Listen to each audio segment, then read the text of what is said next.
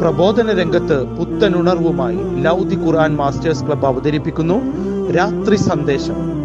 എന്നും രാത്രി 9 മണിക്ക് യൂട്യൂബിലൂടെ പ്രസംഗ പരിശീലന കളരിയിലെ പഠിതാക്കൾ നിങ്ങൾക്കായി ഒരുക്കുന്നു. കേൾക്കുക, പ്രബുദ്ധരാവുക, മറ്റുള്ളവരിലേക്ക് എത്തിക്കുക. ബിസ്മില്ലാ അൽഹംദുലില്ലാ അൽഹംദുലില്ലാഹി റബ്ബിൽ ആലമീൻ അസ്സലാത്തു വസ്സലാമു അലാ റസൂലിഹിൽ അമീൻ വഅലാ ആലിഹി വസഹ്ബിഹി അജ്മഈൻ അമ്മാ ബഅദ്. എൻ്റെ ശബ്ദം ശ്രവിക്കുന്ന മാന്യ ശ്രോതാക്കളെ, അസ്സലാമു അലൈക്കും വറഹ്മത്തുള്ളാഹി വബറകാതുഹു. ഞാൻ മുബീന നിലമ്പൂർ. രോഗം വരുമ്പോൾ നാം പലപ്പോഴും സങ്കടപ്പെടാറുണ്ട്. എന്നാൽ ഒരു വിശ്വാസിയെ സംബന്ധിച്ചിടത്തോളം രോഗം എന്നത് അള്ളാഹുവിൻ്റെ ശിക്ഷയല്ല, മറിച്ച് അവൻ്റെ പാപങ്ങൾ കഴുകിക്കളയാനും പദവികൾ ഉയർത്താനും നൽകുന്നൊരു അവസരമാണ്. രോഗാവസ്ഥയിൽ പരിഭവമില്ലാതെ ക്ഷമിക്കുന്നവർക്ക് അള്ളാഹു നൽകുന്ന സന്തോഷ വാർത്ത അവൻ പാപങ്ങളിൽ നിന്ന് കുളിച്ചു ശുദ്ധിയായവരെ പോലെയാകും എന്നതാണ്. അയ്യൂബ് നബി അലൈഹി ഇസ്ലാമയെ ഓർക്കുക. അദ്ദേഹം തൻ്റെ രക്ഷിതാവിനെ വിളിച്ച് പ്രാർത്ഥിച്ച സന്ദർഭം, എനിക്കിതാ രോഗം ബാധിച്ചിരിക്കുന്നു, നീയോ കരുണാനിധികളിൽ വെച്ച് ഏറ്റവും വലിയ കരുണാനിധിയുമാണല്ലോ. അപ്പോൾ നാം അദ്ദേഹത്തിന് ഉത്തരം നൽകുകയും അദ്ദേഹത്തിനുണ്ടായിരുന്ന രോഗം അകറ്റിക്കൊടുക്കുകയും ചെയ്തു എന്ന് സൂറത്തു അംബിയായിലെ 84-ാമത്തെ ആയത്തിലൂടെ അള്ളാഹു നമ്മെ ഓർമ്മിപ്പിക്കുന്നു. അയ്യൂബ് നബിയുടെ ചരിത്രം രോഗികളുടെ ആത്മബലമാണ്. വർഷങ്ങളോളം രോഗശയ്യയിലായിരുന്നിട്ടും അയ്യൂബ് നബി അലൈഹിസ്സലാം അള്ളാഹുവിനെ കുറിച്ച് പരാതിപ്പെട്ടില്ല. രോഗം നൽകിയതും അള്ളാഹുവാണ്, അത് മാറ്റാൻ കഴിവുള്ളവനും അവനാണ് എന്ന ഉറച്ച വിശ്വാസമായിരുന്നു അദ്ദേഹത്തിന്.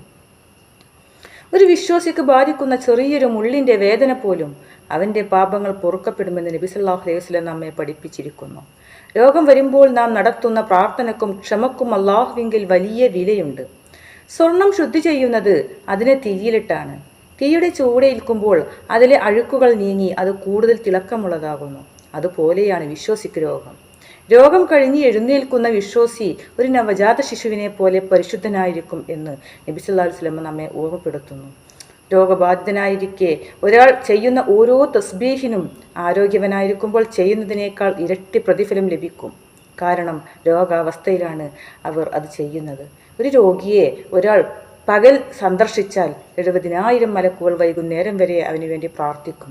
എന്നാൽ വൈകുന്നേരമാണ് സന്ദർശിക്കുന്നതെങ്കിലോ നേരം വിളക്കുന്നത് വരെ ആ സന്ദർശിച്ച ആൾക്ക് വേണ്ടി മലക്കുകൾ 70,000 മലക്കുകൾ പ്രാർത്ഥിക്കും.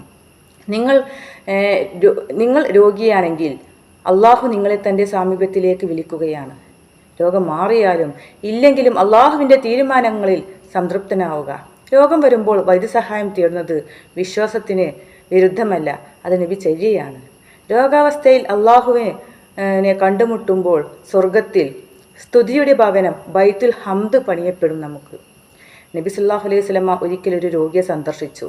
സാരമില്ല, ഇൻഷാ അള്ളാഹ് നിന്നെ അള്ളാഹു ശുദ്ധീകരിച്ചിരിക്കുകയാണ് എന്ന് പറഞ്ഞ് സമാധാനിപ്പിച്ചു.